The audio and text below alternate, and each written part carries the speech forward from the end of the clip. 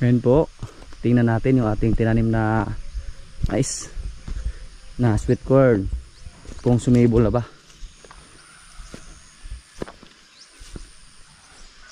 Hindi sumibol mga kaprobinsya oh. Sira na siguro yung ating binhi. Ay meron oh.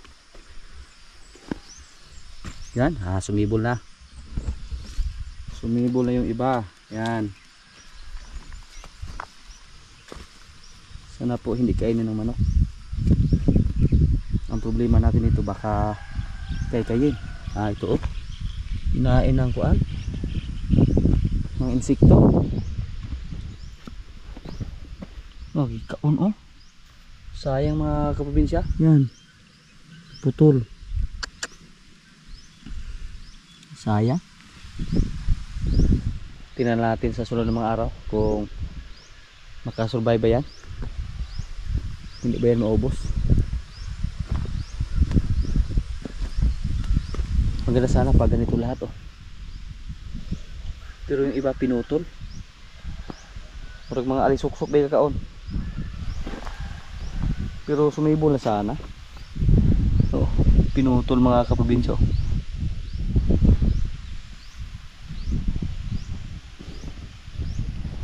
Try lang natin kung may makasurvive ba sa kanila ng mga mais dito. Sweet corn po yan. 5 sachet po yung tinanim natin dito. Tapos yung binhi na yan medyo matagal na natin nabili.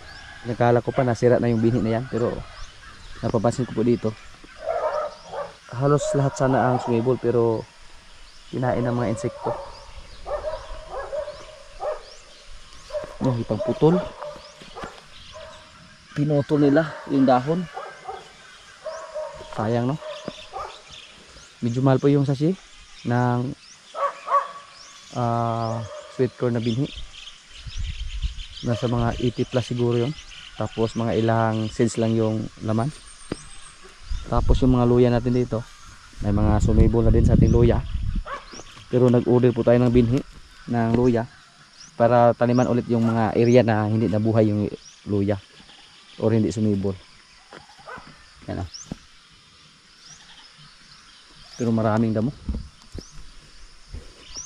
Karami ng bunutan ng damo pag sumibol lahat yung luya natin. Dito po medyo marami na yung sumibol dito.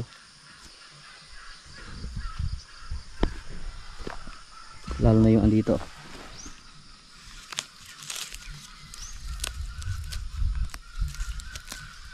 Yung mga damo dito hindi naman matigas bunutin.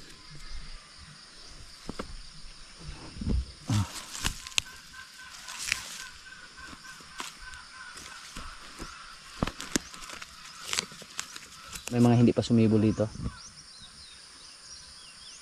Pero marami yung sumibol dito. Kasi maganda yung tinanim natin dito. May mga saha na. May mga turok na ba? Bago natin tinanim. 20 kilos po yung in-order natin na binhi ng luya. Para yung mga may bakante na hindi nabuhay, taniman namin ulit. Maganda yung resulta dito mga kaprobinsya. Tingnan niyo po. Halos lahat dito sumibol. Yung ando.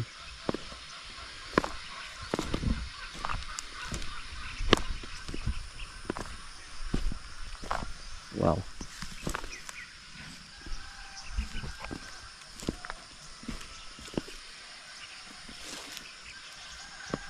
Kaunti pa lang yung sumibol dito. Medyo malaki-laki yung pulunaan natin. Or baka hindi pa sumibol lahat. Hindi pa sumibol lahat oh. Hintayin lang natin next month. Pero next month marami na itong damo. Hindi namin natakpan ng dahon ng niyog. Maganda sana pag na-harvest pa yung tubo na yan oh. Kasi yung mga dahon ng tubo or mga dasa pwede natin dito ilagay. Pero hindi pa nila hinarvest. Hindi sana makatubo ng gusto yung mga kuwan dito, mga damo.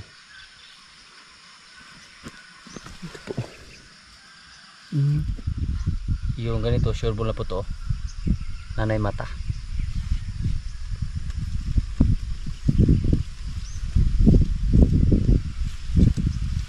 $20 po yung in-order natin. Para kung sakaling may hindi sumibol ito, doon natin, taniman natin ulit.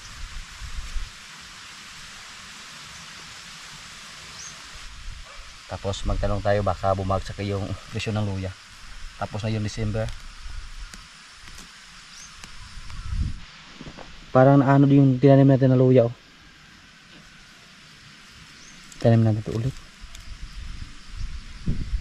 Sa mga dahilan kung bakit napapasin natin parang walang sumibol ba. Naanod pala.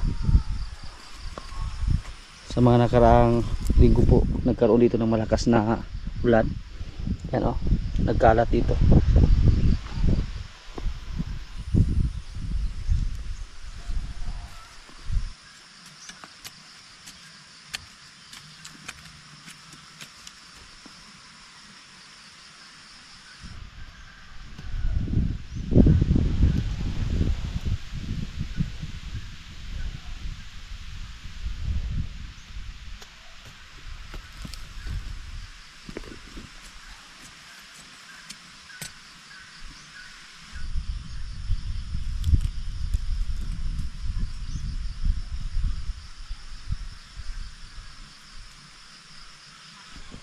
So yan po ang update sa ating mga tanim dito na luya. Hindi pa sumibulhat yung ating mga tinanim. Yung mga baboy natin, oh. Atong ligo on bro, gisingot sila daw ang init ng lawas. Post daw. Wala na ba? Kuhaan kay magsutulan na. Sila namin yung kasunod na ibenta natin. Pero alagaan muna natin sila sa loob ng isang buwan bago natin sila i-dispatcha. 8 po yung andito. Yung mga baboy na to, ito po yung lahi na galing sa Area 1. Ibang-iba lang yung katawan nila kumpara sa ating mga hybrid na baboy. Nung may nakapunta dito ng mga komprador, mas gwapo daw yung hybrid natin. Napaka-solid yung katawan.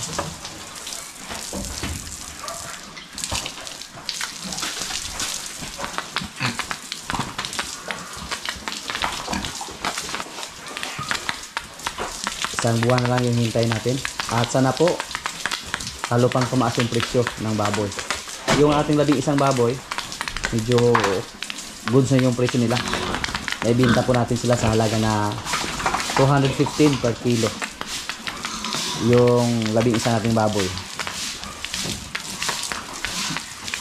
Kasi masaya po tayo. Kasi umabot po sila ng 1,000 kilos yung labing isang baboy natin. Yun po ang hangad natin noong una. Na sana umabot ng 1,000 kilos yung ating mga baboy. Pero hindi po tayo nabigo. Kasi yung labing isa nating baboy, lumagpas pa sa 1,000 kilos. At saka 215 per kilo. So masaya po tayo. At yung gastos natin sa feeds, lagpas 80,000 lang. So pag mag-alaga tayo ng baboy, tapos makachamba tayo sa presyo na mataas, sigurado tayo na kumita. Pag mag-alaga tayo ng baboy sa buwan ng October, bibili tayo ng biik, tapos ibinta natin sa buwan ng January, sureball yan na kikita tayo. Basta wala lang aberya. Tulad nung una na dito sa amin sa Negros Oriental, yung ibang lungsod tinamaan ng ASF, nagkaroon ng lockdown. Yun po ang problema, bumaba yung presyo ng baboy. Pero ngayon na walang aberya, ngayon po ang time na parang kumita ng husto yung mga nagbababoy. Yung baboy natin dito, tibit po namin, mukhang nasa 70 kilos ay yung pinakamalaki dito. 70 kilos. Isang buwan na lang yung hintayin namin para ma-dispatch to, or kalahating buwan. Depende lang sa presyo mga kaprobinsya at sa laki nila. Pag sa tingin natin na umatong na ng shin or 100 kilos yung bawat isa, yun po ang time na ibenta na natin. At depende lang sa presyo. Pag may mag-offer ng medyo mataas na presyo, kahit hindi sila umabot ng 100 kilos bawat isa, pwede natin sila ibenta.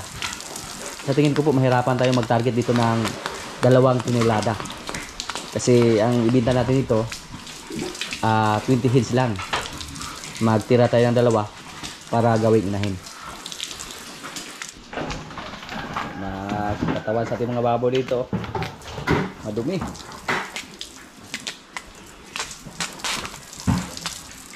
Napakaganda sana ng kanilang mga katawan, pero maraming dumi. Liguan natin. Tingnan niyo po, may mga kanal-kanal. Gusto lang magpaligo. Yung dalawa.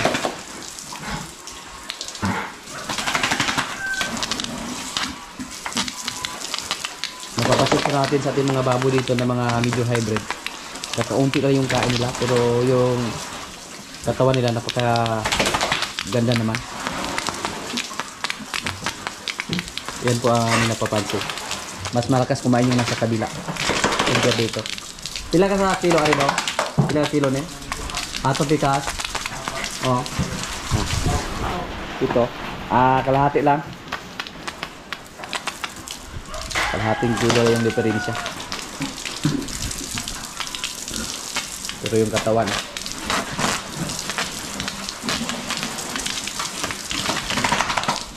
yung flooring namin, ayusin namin to. Ang gagawin namin dito, ilipat namin sa kabilang kulungan yung mga baboy natin dito para maayos namin yung flooring. Tapos kulungan ng baboy. Kasi by March, may baboy naman tayo na nanganak. So, yung mga baboy natin, hindi na ito kailangan pang paabutin natin ng Marso. Kung maaari, ibenta natin sila sa kalagitnaan ng Pebrero or katapusan ng Pebrero. Yun po ang maganda. Pag maibenta natin sila sa katapusan ng Pebrero, sigurado po tayo na mga mabigat na sila.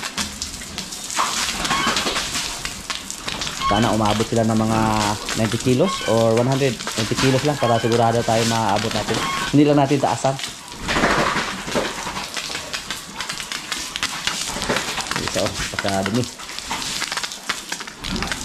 Pag maayos natin lahat yung ating dito, kulungan, pwede tayo gumamit ng power spray. May power spray tayo dyan na nakaantabay lang para madali yung trabaho. Gastusan lang natin ng kuryente. Wala namang problema basta kumita tayo sa baboy. Kahit gumastos pa tayo, walang problema, okay lang. Na may sama di usado.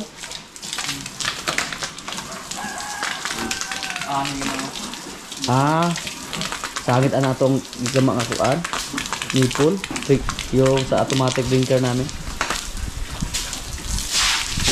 May automatic drinker po tayo dyan pero hindi namin pinagana. Wala namang problema kahit wala tayo automatic drinker kasi yung pagpakain natin, yung sima natin, naka-wet feeding po. Pero kung dry feeding tayo, kailangan talaga na may automatic drinker sila. Para kahit anong oras, pwede silang uminom ng tubig. Pero yung baboy natin, hindi sila malakas uminom ng tubig kasi wet feeding po yung sistema natin. Hindi po tayo naka-dry feeding. Mas gusto ko po naka-wet feeding kasi makikita natin pagkatapos lang kumain na busog sila. Yan. Gapo kayo lawas. Iba lang yung katawan lang compare sa baboy natin doon sa kabila.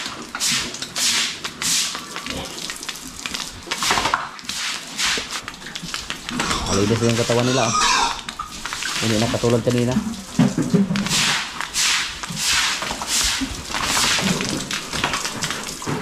Yung ganitong trabaho mga kapatid, nakakaalo lang.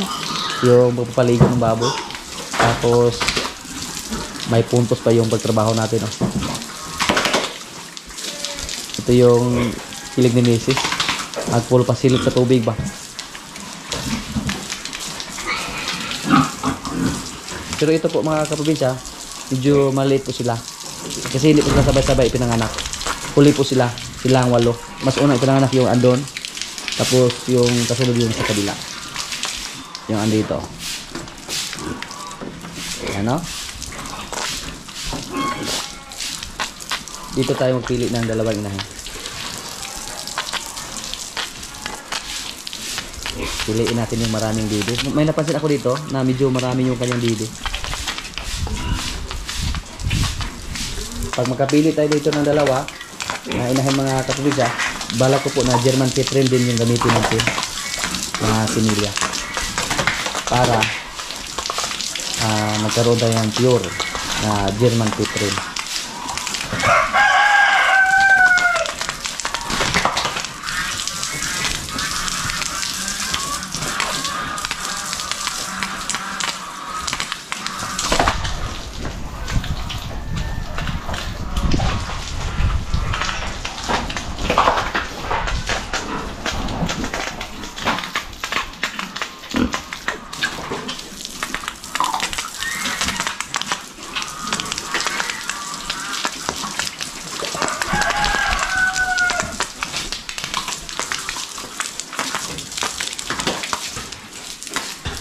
Yung inahin natin, medyo malaki na yung tiyan nila,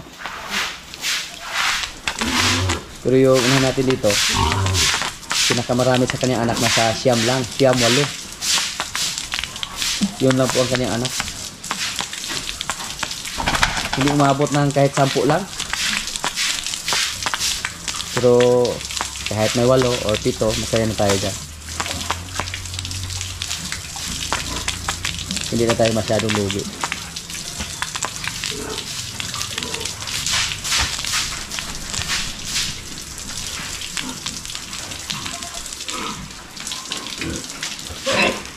Ito po yung similya na iniay natin sa kanya, Duroc, Dunbred Duroc. Yung sa kabila, French Large White. At lumaki na yung mga inahan natin dito, mga kapabinja. Dati napakaliit lang nila. Una niyang panganak, 10 sana, pero lata yung 3, 7 lang yung nabuhay. Sana ngayon marami na, kahit 10 lang. Kahit 10 lang yung mabuhay. Yung andito, 8 yung kanyang anak.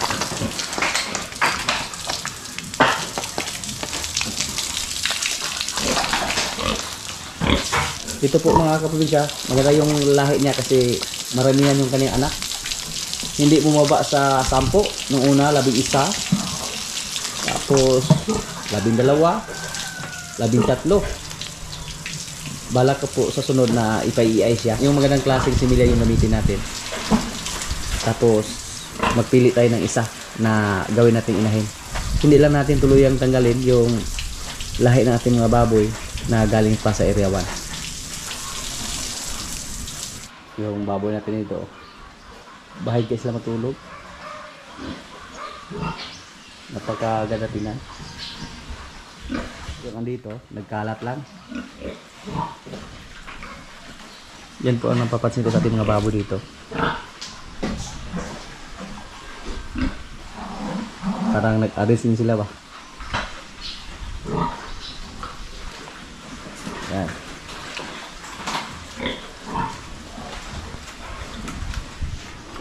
Ipogi mga kaprobinsya, Kung sakali pumunta dito ngayon yung ating kaibigan na kuprador at magkasundo kami sa presyo, last din na niya ngayon dito sa ating area. Nasa insaktong edad na siya, nasa insaktong laki na, tapos hindi na siya kumasta, kailangan na process ang ibinta.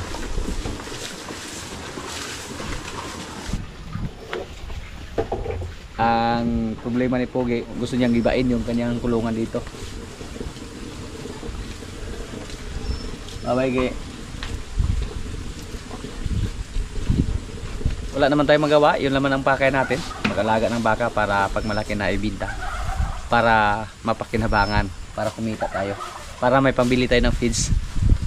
Wala naman nag-alaga ng baka na ginawang feed dito sa aming probinsya. Hindi ko alam kung meron ba dyan sa lugar niyo, pero dito sa amin basta nag-alaga ng baka, oops, Ge.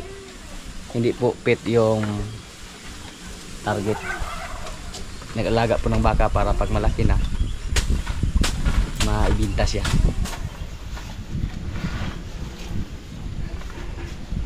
Magkano kaya ang offer ng komprador? So, bibili lang tayo ng isang baka din. Pag maibinta natin si Pogi, bibili lang tayo. May nakita sana ako sa FB yung baka ni Sir Joseph. Nagustuhan ko sana Pero naunahan tayo. Sayang, mas napakagwapong baka, mas gwapo pa kay Pogi. Yung lahi niya ay Red Brahman, anak ng EI. Tapos nagmana sa kwan ba? Sa tatay siguro. Kaya nagustuhan ko nung nakita natin sa FB. Nung una nag-offer tayo ng 50,000. At nung nakapag-desisyon tayo na puntahan natin yung area niya para makita sa personal yung baka, ang nangyari po, naunahan tayo. Pero hindi talaga yan para sa atin. Maghanap lang tayo. Punta tayo ng stockyard dun sa Dol para may kapalit si Pogi dito. Ang stima po kung bakit tayo gusto bibili ng baka, kahit may mga baka pa tayo dyan na buntis, kasi gawin nating backup ni Bitas na taga-kasta.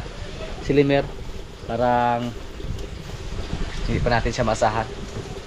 Hindi pa siya nakakasta dito. Kaya kung sakaling maibinta natin si Pogi, bibili tayo ng isa para yun po ang gawin natin taga-kasta. Kung kumasa lang sana si Pogi, hindi natin siya agad maibinta ngayon kasi marami tayong babaeng baka dyan. At nagustuhan po natin yung kanyang lahi, yung kanyang anak. Kaya hindi masyadong malaki yung taingan niya, pero magandang klase yung kanyang mga anak. Kahit native yung si Basya, nakasahan niya, guwapo naman si Juan, si Rigor, dati po si Talbot, guwapo din. Si Martes at si Marimar yung anak niya dito ngayon. Tapos may isa pa tayong baka dyan na mga anak by March. So si Pogi din yung tatay. Yan po mga natira na alaala ni Pogi dito. At si Marimar, gawin naman natin siyang inahin. Si Martes at si Rigor, palaki natin dito para may laman naman yung kulungan natin dito.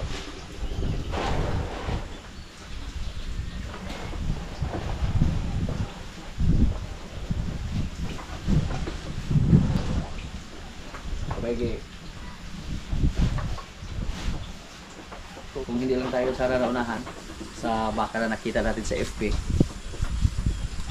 bukas siguro may baka na dito na Red Brahman. Kaya nang hinayang tayo. Ayun po, pag gusto natin ng magandang klaseng baka, makabili lang tayo, basta tiisin natin yung presyo. Si Pogi, sabi po sa ating kaibigan na kuprador nang pumunta dito dati, nagpas 100,000 na daw sa Pogi. Ang problema sa ngayon, bumagsak yung presyo ng baka. Instead na 160 per kilo yung nasa Dulul Bakong, ngayon ay nasa 155 per kilo na lang.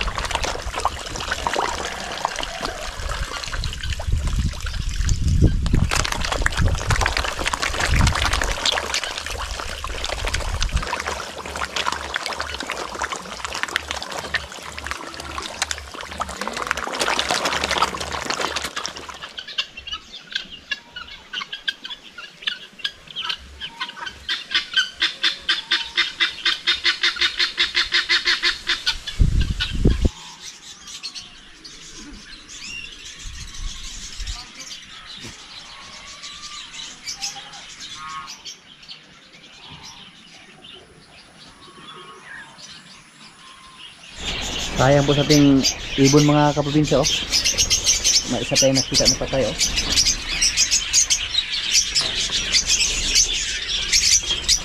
Yung ating African lovebird. Marami na.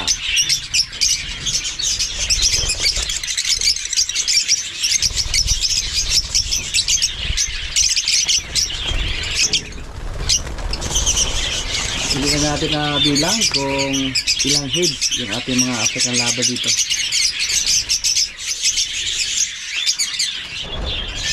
Sayang.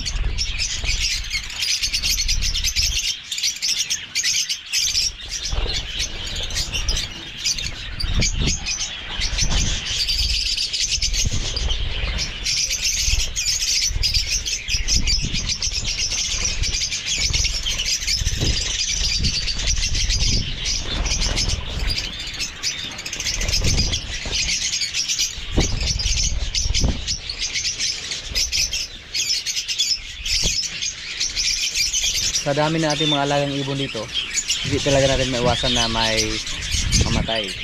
Pero okay lang kasi isa lamang yung nabawas. At hindi lang natin tininan yung mga petlogan nila para hindi sila mabulabog. Mga kaprobinsya, kaya na po. Ito yung ulam namin ngayon, oh. Gulay, lauoy or laswa, adobong pato, may kanin. Lord, maraming salamat sa pagkain. So, kaya na.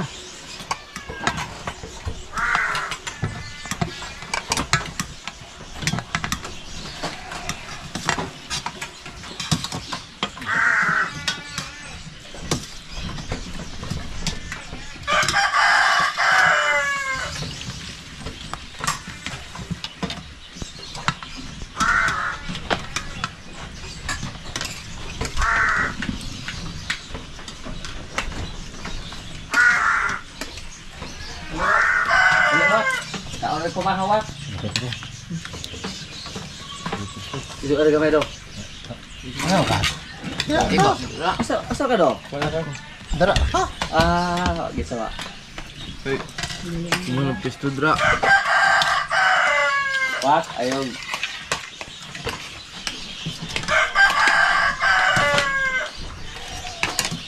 Udah lagi pa naman yung pisto. Maju kay bahwa ni mahawak, oh. Bak. Waki. Oh, Mas. Sabot juga, oh.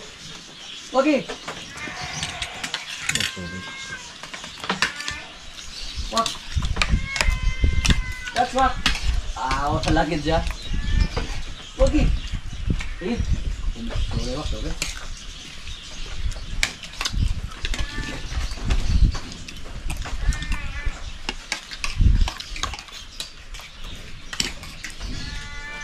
Wah. Do. No. Oh, do kain ka. Para rin mo do. Para rin mo asama. No. Asa?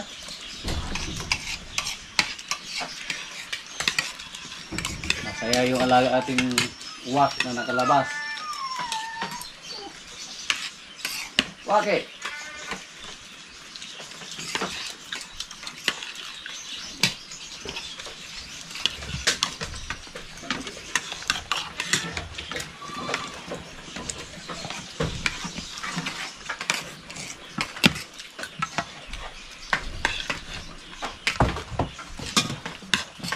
Ayos yun.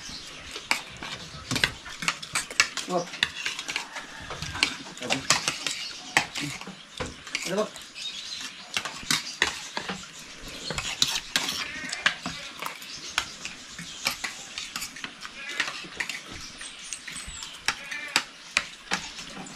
Ana. Ay, kusiki.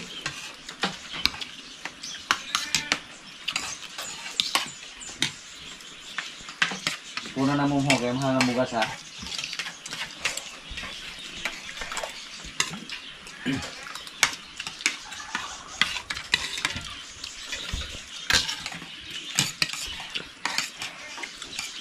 Namahaw si Waki.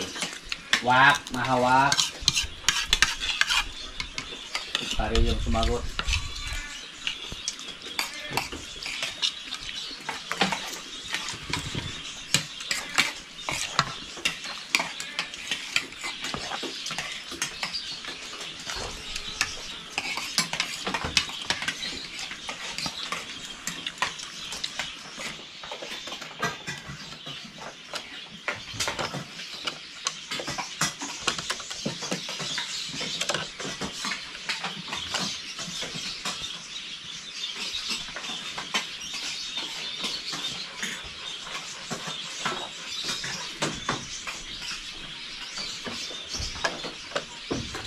Walang pili sa pagkain si Waki, mapatinapay man. Kanin. Feeds.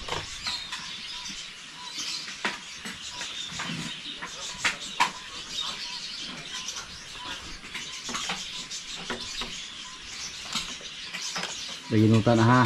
Mahal yung bigas ngayon.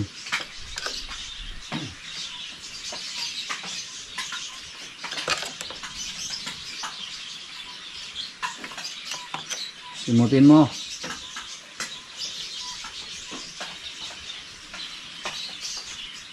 Huwag kang lumipad. May aso sa ilalim.